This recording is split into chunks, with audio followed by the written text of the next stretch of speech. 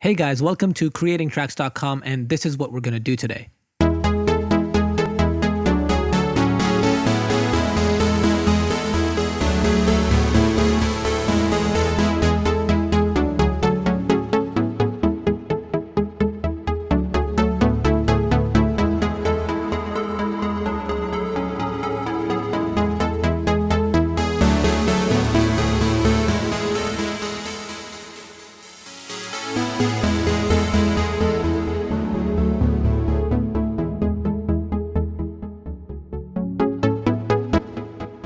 All right, sweet. So really cool stuff. Let's go ahead into our massive, and then we can go in our file tab, open new sound, and then we're going to turn off the second, third, and the modulation oscillator and only be working with the first one.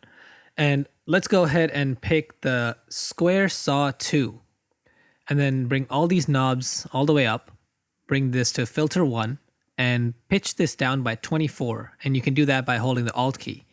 And then the next thing we're going to do is grab a filter, and we're only going to be working with the first filter. So let's bring this all the way up, bring the mix to mix 1, and we can grab a low pass 4. And this is what we have so far.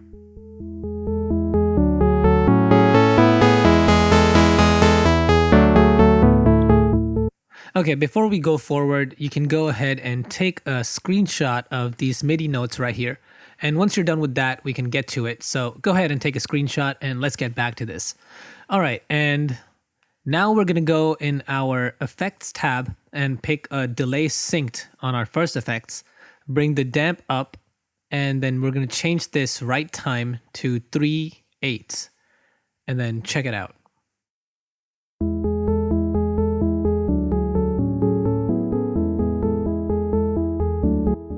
All right, so I like it like that. And now we can go in our first envelope, grab that, put it on our cutoff, and then raise it. So check it out.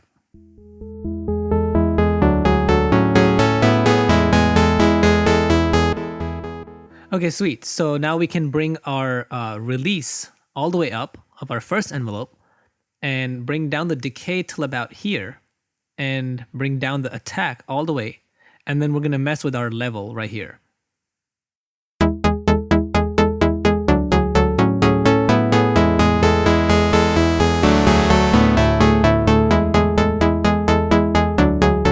Okay, I really like that a lot. So now we can go in the voicing tab and change it to 2 voices. And then we can turn on our pitch cutoff and the pan position. And then let's bring down this right here to about 0.5 or somewhere like that. And bring this a little bit to the left. And we're going to bring the pitch cutoff a little bit to the right. And actually, let's start messing with the pan position. So check it out.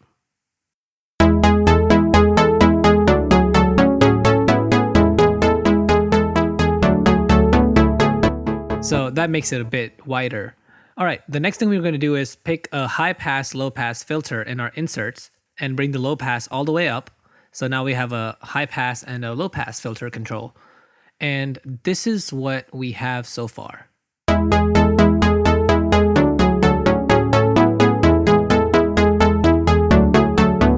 Okay, that sounds really cool. So let's start messing with the macros.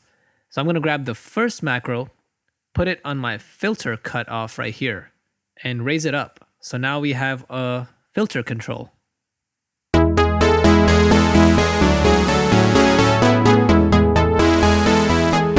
Okay, great. And then now in our first envelope, we can put this to our level as well.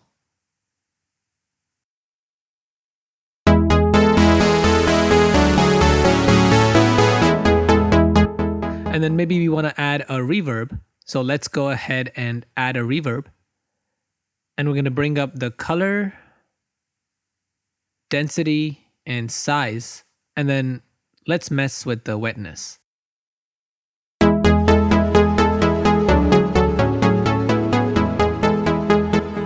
Okay, and then maybe we can turn on our EQ and raise the high and the low shelf just a little bit. Grab the first macro, put it on our reverb wetness.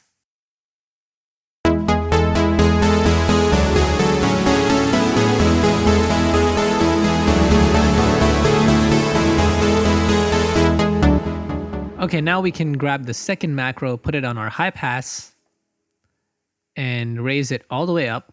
And then the third one on our low pass and bring this all the way down.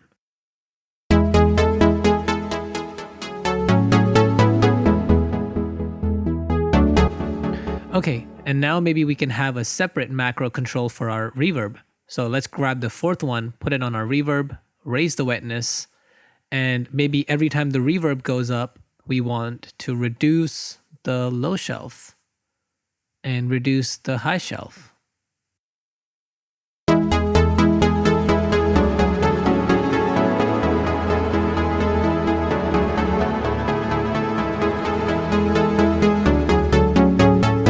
Okay, and then we can take the first macro and put it on the WT position of our first oscillator and bring this down. So every time we raise this up, that's also going to become a square waveform.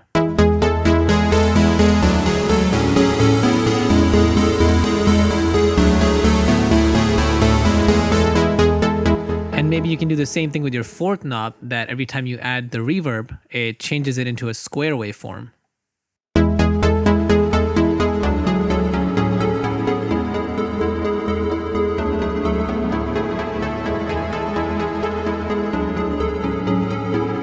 All right, sweet. So if you also want to make your sound shorter and tighter, then you're going to have to mess with the decay of your first oscillator.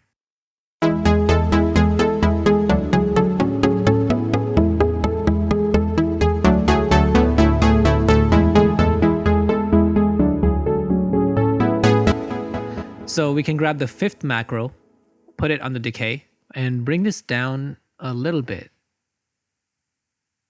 And grab the same macro and put it on the level and bring that down a little bit. And check it out.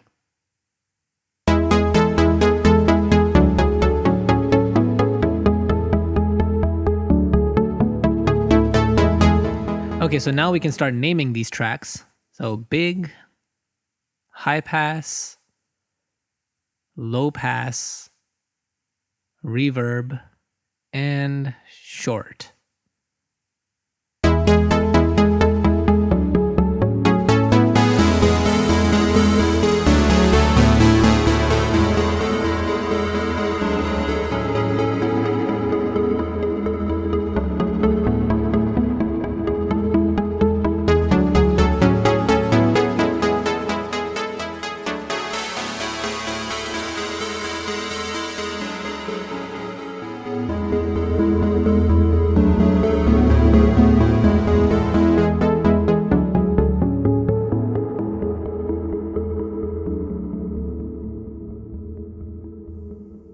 Alright guys, I hope you enjoyed this tutorial and definitely stay tuned for more until next week. Peace.